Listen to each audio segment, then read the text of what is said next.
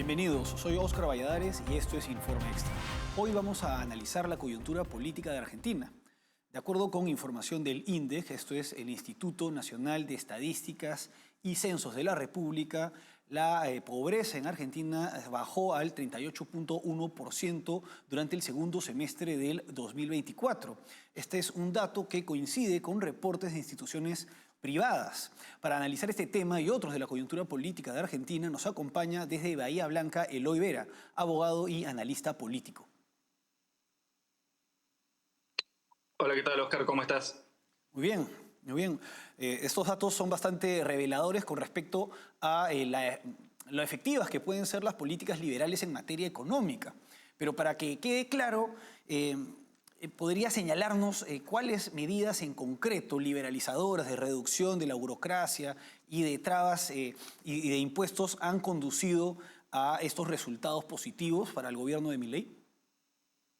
Por supuesto. Lo principal que ha afectado la calidad de vida de las personas y la capacidad de movilidad social ascendente que estamos viendo ahora ha sido la reducción de la inflación. La inflación que en su momento llegó a un 211% anualizado en el año previo al mandato de Javier Milei, durante el Ministerio de Economía de Sergio Massa, que fue su competidor en las elecciones, estaba haciendo que cualquier tipo de planificación económica fuera extremadamente difícil en Argentina y sobre todo afecta a los bienes de la canasta básica de los que más dependen las familias vulnerables.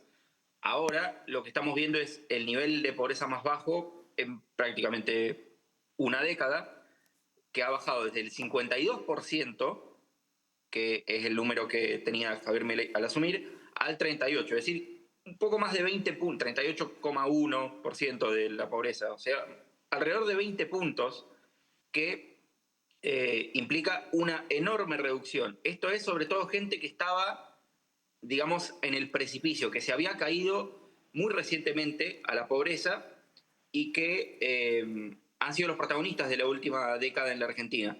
Uno de los temas principales, tal vez desde los años 90, pero principalmente desde los 2010, o sobre todo de la crisis económica y la devaluación de 2014, es la movilidad social descendente en la Argentina. La cantidad de personas de clase media que han tenido que reducir su nivel de vida, ha tenido que mudarse a una casa más chica, ha tenido que sacar a sus hijos de un colegio privado y moverlos a un colegio público, etc. Un montón de medidas drásticas de reducción de la calidad de vida que las ha tirado, digamos, de la clase media alta a la clase media baja y de la clase media baja a debajo de la línea de la pobreza. Esa gente se ha podido recuperar, como digo, sobre todo gracias a la reducción de la inflación y hasta cierto punto también gracias a la desregulación de los alquileres que estaban controlados. Había un control de precios sobre los alquileres antes de que asuma Javier Milei, que también ha permitido estabilizar el precio de la vivienda, que, como se sabe, es una de las expensas más importantes de cualquier familia a nivel cotidiano, mes a mes. Ahora, después de un año y 3 meses de estar señalando que Argentina estaba cada vez peor, la oposición ahora se encuentra con que la pobreza se había reducido más de 14 puntos. Y esto pues choca pues con su relato. ¿Cómo están reaccionando ante estos hechos? No muy bien, que digamos. Realmente hay muchos medios opositores que están evitando hablar del tema o que están tratando de encontrar alguna vuelta para decir, bueno, la metodología de medición no es del todo exacta, pese a que es exactamente la misma que se utilizaba en el gobierno anterior. Realmente no está habiendo una reacción muy clara, no queda claro si no se esperaban que hubiera esta reducción del nivel de pobreza, porque no le daban fe a este gobierno que iba a funcionar, como se viene demostrando durante los últimos años, o si simplemente están actuando de mala fe, si simplemente no quieren admitir una derrota, si no tienen una estrategia para ir adelante, y eso habla un poco del descabezamiento de la oposición. Como ellos contaban con que este gobierno no iba a ser políticamente viable, cuando demostró que no solo es políticamente viable, sino económicamente eficiente, no tienen una estrategia clara para presentar una alternativa. Ahora, antes, digamos, durante el primer semestre del 2024, el INDEC señaló que la pobreza estaba por encima del 52% o 54%. Y en ese caso, en ese contexto, sí creían en el INDEC. Pero ahora que el INDEC señala que se ha reducido la pobreza en 14 puntos. Ahora ya no es una fuente creíble. ¿Qué tanta credibilidad tiene esta institución y quién nombró a quien la encabeza actualmente? El INDEC actualmente es un organismo muy creíble, primero que nada porque venimos de un día donde se ha desafiado la credibilidad del INDEC. Sobre todo a partir, como digo, de la devaluación de 2014, durante el gobierno de Cristina Fernández de Kirchner, el INDEC fue intervenido por el Poder Ejecutivo, porque es un organismo autárquico, ejecutivo, pero no directamente dependiente de la presidencia, por quien fuera entonces secretario de Comercio, Guillermo Moreno. A partir de entonces, básicamente, los números de inflación y otras estadísticas brindadas por el INDEC dejaron de ser creíbles, varios organismos internacionales dejaron de tomarlos y empezaron a elaborar sus propios índices, varias universidades en Argentina empezaron a elaborar también sus propios índices, notoriamente la Universidad Católica Argentina, la UCA, esencialmente porque se sabía que no coincidían, aparte eran números irrisorios, era un maquillaje bastante obvio, la inflación era extremadamente alta, la devaluación del dólar era extremadamente alta, y el INDEC no admitía ni siquiera que había un nivel moderado de inflación. A partir de entonces, se ha mantenido un consenso de los gobiernos siguientes, el de Macri, inclusive el de Alberto Fernández y el de, por supuesto, ahora Javier Milei, de que el INDEC, por más que, como digo, sigue siendo una agencia del Poder Ejecutivo, es autárquica. El personal que está actualmente fue nombrado por Milei, pero es personal técnico y que, como digo, cuenta con la Contraloría de todas estas instituciones, principalmente las universidades e instituciones internacionales. El principal interesado es evidentemente el Fondo Monetario Internacional, que es nuestro prestamista y que quiere tener números fidedignos de cuál es la pobreza en la Argentina y cuáles son los resultados económicos del gobierno de Milei. Por lo cual, incluso si se planeara cambiar la metodología de medición de la pobreza, por ejemplo, es un proceso que requiere mucho consenso, que va a ser muy auditado por todas estas instituciones y que no está al alcance del Poder Ejecutivo, no es algo que decía la presidencia. ¿No queda gente del gobierno de Alberto Fernández en el INDEC? Sí, sí, sí, como en la mayoría de los organismos técnicos, los organismos que no dependen directamente de la órbita de la presidencia, los funcionarios tienen una estabilidad que dura a lo largo de varios gobiernos. Ahora, hemos hablado del tema de la pobreza. ¿Cómo está la situación del empleo en Argentina tras año y 3 meses de gobierno de Milei? La situación del empleo está repuntando. Todavía resta ver si vamos a poder transicionar, digamos, de la gran masa de empleo informal y no registrado que existe en Argentina a que haya empleo formal con todas las protecciones que eso implica en términos de derecho laboral, sindicalización, etc. Pero por ahora, en los números, digamos, que afectan de manera más inmediata a las personas, que es el salario, el poder adquisitivo, medido sobre todo contra el dólar, y la capacidad de ahorro, como digo, por la reducción de la inflación sobre todo, hemos visto una gran recuperación que se ve también, y esto también aparece en datos del INDEC, porque los números de consumo, la actividad económica en la Argentina ha repuntado. El año pasado alcanzamos la famosa recuperación en B, que con más o menos lentitud nos llevó al fondo de una rápida recesión acelerada por el ajuste de Milei, y gracias a la responsabilidad con la que se llevó a cabo ese ajuste, hemos visto una recuperación de todas las actividades. Como digo, ahora se está consumiendo mucho más, no hay ningún riesgo de volver a entrar en recesión y de hecho se proyecta que va a haber crecimiento económico en los años venideros. Ahora, a pesar de todos estos datos, hay políticos argentinos como Romina del Pla, quienes plantean que la solución a la crisis por la que ha pasado Argentina pasa por nacionalizar la banca, ponerla bajo el control de los trabajadores y frenar la fuga de capitales, unas medidas sumamente desfasadas. ¿Este discurso aún tiene peso en la sociedad argentina? ¿Aún se les toma en cuenta o ya está quedando detrás o considerándose desfasado? Bueno, ese en particular es un discurso del Frente de Izquierda trotskista que no es muy pujante a nivel de elecciones. Sus máximos históricos han sido tal vez del 5% de los votos, suelen rondar más bien alrededor del 4%, 3, 2%. pero es un discurso que, como se dice acá, los corre por izquierda a la principal oposición, que es el peronismo y el kirchnerismo, que sí es muy permeable ese tipo de discurso, porque de nuevo, su estrategia es oponerse ideológicamente a todo lo que haga el gobierno de Milei, no necesariamente revisar si es una medida que está funcionando, si es popular, sino simplemente Posicionarse en contra. ver qué está haciendo Milei y hacer todo lo contrario. No he visto todavía una propuesta tan delirante como nacionalizar la banca. El consenso argentino un poco se está moviendo en el lado contrario. Javier Milei dice que quiere competencia de monedas, quiere privatización del Banco Nación, etc. Lo que sí, lo que yo mencioné anteriormente, el principal responsable de la intervención del INDEC y de haber vuelto al organismo poco creíble, Guillermo Moreno, actualmente es uno de los candidatos más competitivos dentro de la oposición, y su principal rival es Cristina Kirchner, que es la que lo nombró. Es decir, todavía, en términos de figuras, de personalidades, la oposición no presenta nuevas caras, por lo tanto, aunque cambiaran de discurso, no va a ser creíble porque las personas que están diciendo que van a hacer algo distinto hoy son las mismas que realizaron estas medidas y nos trajeron esta situación. Bueno, Eloy, vamos ahora a una pausa y regresamos con el segundo bloque para analizar el tema de los centenares de barcos chinos que están dentro de la zona económica exclusiva de Argentina.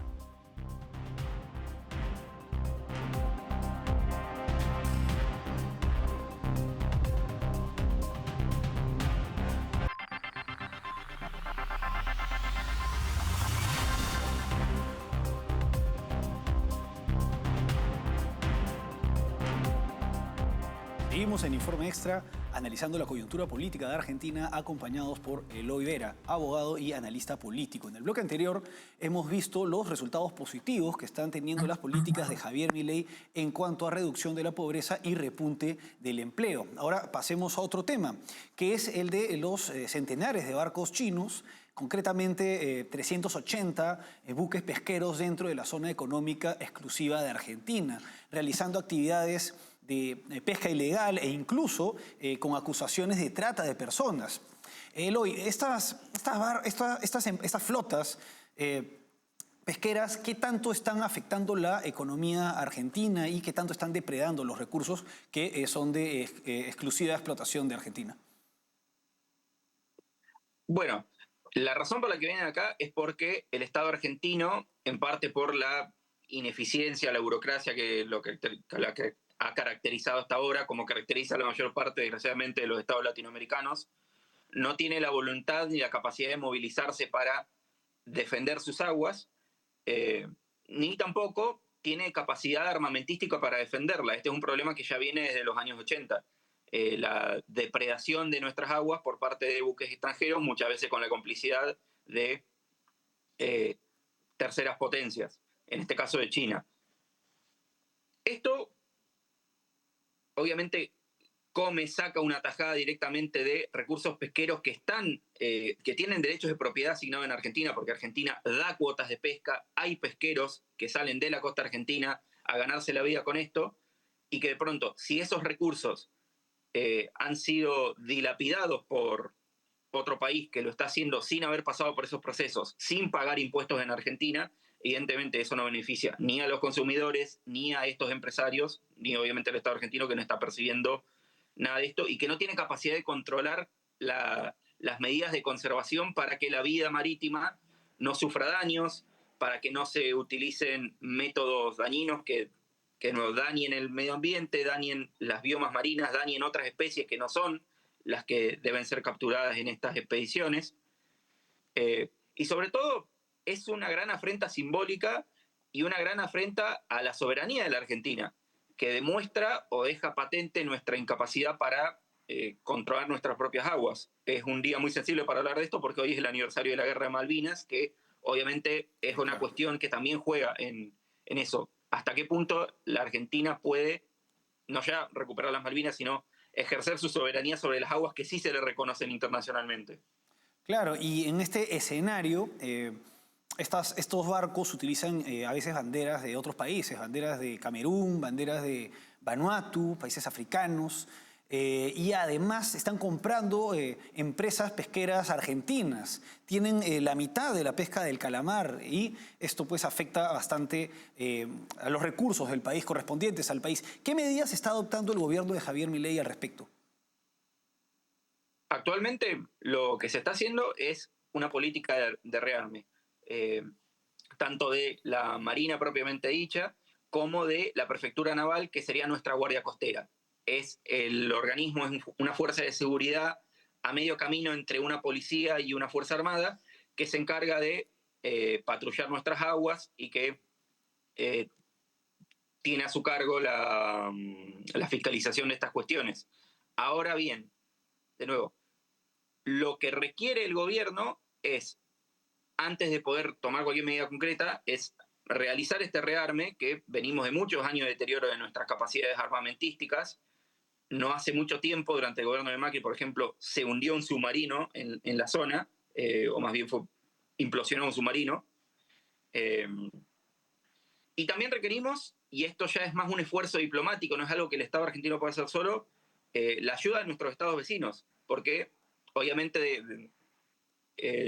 los pactos que hagamos con Gran Bretaña en lo que se refiere a la convivencia por la situación de Malvinas, o por ejemplo, la complicidad que algunas veces encuentran estos barcos, la llamada ciudad flotante, por parte de gobiernos vecinos, Uruguay y Chile, por ejemplo, es una de las principales cuestiones. Argentina no puede defender sola sus aguas. Esto se tiene que ver con una cuestión sudamericana en la cual los estados del Cono Sur, por lo menos, deberían dejar de lado sus diferencias y ponerse de acuerdo en asegurar mutuamente sus soberanías y no contribuir a que estados de otro continente depreden sus aguas. Ahora, como bien señalabas hace unos momentos, mencionaste que el 2 de abril se cumple, pues, se conmemora la Guerra de las Malvinas. Ya son 43 años de la Guerra de las Malvinas. Y con respecto a Javier Milei, él se ha declarado admirador de Margaret Thatcher, quien era primera ministra de del Reino Unido cuando se da este conflicto contra Argentina, o entre Argentina y el Reino Unido. ¿Esta admiración hacia Margaret Thatcher no está siendo o no es utilizada por los adversarios de Javier Milei para atacarlo políticamente? Lo intentan, obviamente, y ese fue un tema que durante la campaña presidencial tuvo que mantenerse bastante callado, porque es un tema que toca muchas sensibilidades en Argentina, pero que tiene mucho que ver con un cierto patrioterismo que le gusta exagerar a la izquierda para compensar otras cuestiones, porque realmente si uno habla con veteranos de Malvinas, sobre todo los que fueron soldados profesionales, el sentimiento que tienen hacia los ingleses no es necesariamente un desprecio o una deshumanización. Hay una admiración, un respeto, una suerte de camaradería o de respeto al honor mutuo que se da entre quienes han estado en el campo de batalla. Y más allá de algunas cuestiones puntuales como el hundimiento del Ara General Belgrano, que es algo que todavía se discute muy candentemente acá en Argentina, se reconoce que cuando dos países están en guerra, toman las medidas que son necesarias para Sus objetivos llevar militares. adelante sus intereses. Claro. Y que ha sido una guerra que dentro de todo se mantuvo de manera bastante ejemplar dentro de los límites del derecho internacional humanitario. Ahora, Javier Milei ha anunciado acciones concretas para reclamar las Malvinas al Reino Unido, pero teniendo en cuenta su perfil y sus ideas, ¿esto es una intención verdadera o algo que corresponde de manera obligatoria a todo político argentino? Bueno, evidentemente yo no me puedo meter dentro de la psicología de Javier Milei. Todos los políticos argentinos tienen que obligatoriamente hacer sus votos a favor de la causa Malvinas. Ahora bien, la estrategia específica que ha dicho Javier Milei, y hemos visto que ha realizado nombramientos tanto en la Cancillería como en el Ministerio de Defensa que van en ese sentido, es una estrategia no tan agresiva, no de cortar relaciones con el Reino Unido o de tratar de aislarlo, sino tratar de un poco seducir a la población que está ocupando las islas, demostrar que la Argentina es una alternativa económicamente viable y volver un poco al estado previo a la guerra. Esto tal vez mucho no se sabe en el resto del continente, pero pocos años antes de la guerra ya el Reino Unido estaba en tratativas con la Argentina para arrendarle las Malvinas. Había población argentina viviendo en las islas. Hay que ver si eso es una estrategia exitosa, pero es una estrategia que ha existido, que se retomó en los años 90 con los acuerdos de convivencia y con el fin oficial de la Guerra de Malvinas, y que ahora, al parecer, el presidente vuelve a tener en sus miras.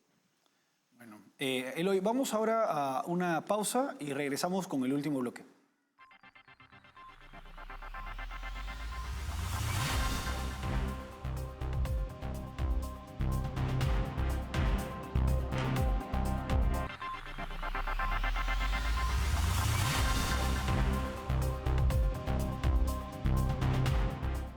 Seguimos en Informe Extra analizando la coyuntura política de Argentina, acompañados por Eloy Vera, abogado y analista político. Eloy, la semana pasada, en el marco del Día de la Memoria, el gobierno de Javier Milei presentó un video con Agustín Laje, en el cual él difundía pues, una visión diferente a la que ha predominado en Argentina acerca de, el periodo de los años 70 en el país. ¿Consideras que en el marco de la denominada batalla cultural, esta nueva visión, que se ajusta más a los hechos históricos y que, digamos, escapa pues, de una visión politizada, utilizada políticamente de este periodo, está entrando, encajando, está siendo más aceptada por la sociedad? Sí y no, por dos cuestiones, lo voy a decir. No, porque realmente a la mayor parte de la población argentina tanto no le importa, más bien se ha cansado de la utilización constante de este tema por parte del gobierno, sobre todo de los gobiernos kirchneristas, pero sí en el sentido de que en la medida que a la gente le importa, obviamente en el día que se conmemora es una cuestión bastante importante, sí, tiene bastante aceptación este discurso porque es una vuelta a un consenso previo que ya existía en los años 80, cuando se condenó tanto a los militares como a los guerrilleros, y se había realizado un acuerdo que, si la dictadura estuvo mal, no es porque había reprimido la posibilidad de una revolución guevarista en Argentina, sino porque la violencia armada está mal, y por lo tanto no solamente la de los militares, sino también de los grupos terroristas que buscaban derrocar el gobierno constitucional. Una violencia que inició no durante la dictadura militar, sino durante los gobiernos democráticamente electos del general Perón y de su esposa Isabel. Así que, en ese sentido, más que una especie de disputa, esto es una vuelta al sentido común imperante que nunca dejó de ser el de la mayor parte de la población. Los que reactivaron este tema políticamente y que intentaron esconder una parte de la historia fueron los gobiernos kirchneristas. Ahora, Eloy, para ir terminando, la ruptura entre Javier Milei y Victoria Villarroel, quien incluso en un momento se reunió con la expresidenta Isabelita, representante importantísimo del peronismo. ¿Esta ruptura ya es irreversible? Probablemente. Hace bastante tiempo que no se escucha ninguna posibilidad de que haya reconciliación. Se hacen algunos gestos medio burlones, por ejemplo, en el discurso de apertura de las sesiones del Congreso. Ahora bien, todavía están por verse cuáles van a ser las consecuencias prácticas, si las hay, por ejemplo, a nivel electoral, de esta ruptura. No se está viendo por ahora que Victoria Villarroel esté patrocinando abiertamente a algún candidato opositor, abriendo una alternativa que, como decimos acá, corra al gobierno por derecha, porque en la gran mayoría de los asuntos sustantivos coinciden, y porque debe estar consciente de que el mayor cargo de responsabilidad institucional que jamás va a tener, que es el vicepresidente, lo tiene ahora y se lo debe a Javier Milei, y que no puede ir a choque abiertamente con él. Así que está por verse si no puede eventualmente enfriarse el conflicto para que por lo menos haya una convivencia, digamos, distendida. ¿Y cómo explicas esta ruptura? Si es que durante los primeros meses del gobierno de Milei se llevaban muy bien, ¿no? Y ahora se da esta situación. Lo que se dice es que como la mayor parte de lo que Milei llama la casta política, del establishment argentino, Victoria Villarroel también suponía que este iba a ser un gobierno débil, que no iba a tardar mucho en caer, y por lo tanto, básicamente, desde que asumió, empezó a conspirar con los distintos actores que estaban ya planeando qué hacer después de que cae el gobierno, que obviamente ella era la primera, es la primera en la línea de sucesión. Ese es el principal peligro que representa, y que empezó a ejercer mucha autonomía, mucha autoridad, que es algo que este gobierno no le gusta que sus cuadros se pongan en línea, que haya consensos internos, que no se hagan cosas de cara a la sociedad antes de haberlo acordado. Y sobre todo lo que no le gustó a Victoria Villarroel es que ciertos cargos que ella se le habían prometido o que sentía que ella tenía derecho a tenerlos, defensa, inteligencia, seguridad, terminaron siendo asignados a otros aliados de Javier Milei, los que lo endosaron, los que le dieron su apoyo en la segunda vuelta. Eloy, ha sido un gusto tenerte con nosotros como siempre. Igualmente, Oscar. Bueno, hasta aquí Informe Extra. Gracias por acompañarnos.